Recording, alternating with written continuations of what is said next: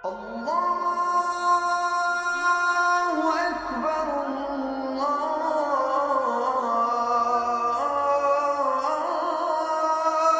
أكبر. أعوذ بالله السميع العليم من الشيطان الرجيم. بسم الله الرحمن الرحيم. Salam alaikum wa rahmatullahi wa barakatuh. Sur notre route des résistances, il en est une également sur laquelle nous devons nous arrêter. Nous sommes partis dans ce cheminement de l'intérieur et là nous nous retrouvons dans notre société. Ce peut être le pouvoir, ce peut être la réalité autour de nous. Et puis ce que nous trouvons dans des sociétés majoritairement musulmanes, comme partout dans le monde, c'est la corruption et le façade. Et de ce point de vue-là, ce qui nous est demandé, c'est d'y résister. Alors, notre vie, elle a deux voies. Elle a la voie de la réforme pour le bien et l'islah, et puis elle a la réforme pour le mal et la corruption et le façade. Il y a le muslihoun ou le mufsidoun, ceux qui sont porteurs du bien, il y a ceux qui sont porteurs de corruption. Et toute notre vie, parce que c'est ainsi, va être de faire ce choix. Promouvoir le bien, l'amr bil ma'rouf, ou alors résister à ce mal et à cette corruption, nahy anil munkar.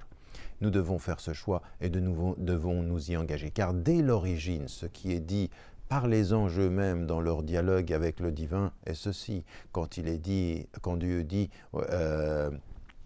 Inni ja'ilun fil ardi khalifa, je vais installer sur la terre un vice-gérant. Et eux, qu'est-ce qu'ils disent? Est-ce que tu vas mettre sur la terre quelqu'un qui va la corrompre et qui va répandre le sang?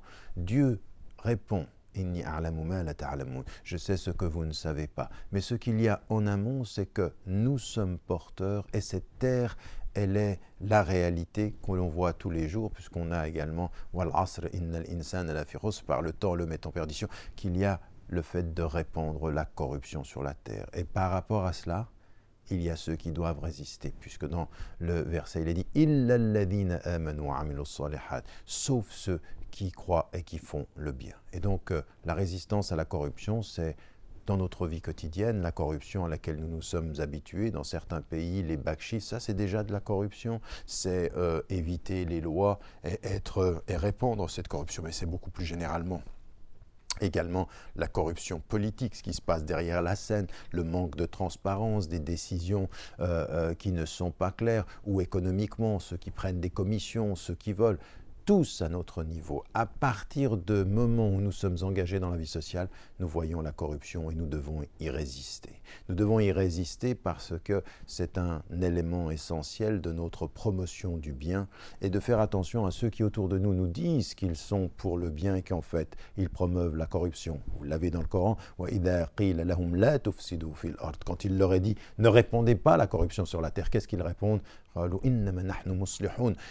Et non, nous sommes des réformateurs pour le bien, alors qu'il y a des corrupteurs qui, au nom de la réforme, détruisent des principes. Et c'est ceci qui est particulièrement important. Chacune et chacun, dans sa vie, à partir du moment où nous jeûnons, à partir du moment où nous pratiquons, nous devenons des résistants contre tout type de corruption, corruption sociale, corruption politique, même corruption intellectuelle, la distorsion des idées, le mensonge sur les idées, corruption économique. Être porteur du bien, commander et être exigeant avec le bien est aussi et nécessairement une résistance vis-à-vis de toutes les corruptions que les hommes peuvent produire sur la terre, parce que c'est une partie de notre destin, parce que c'est une partie également de notre dignité d'y résister.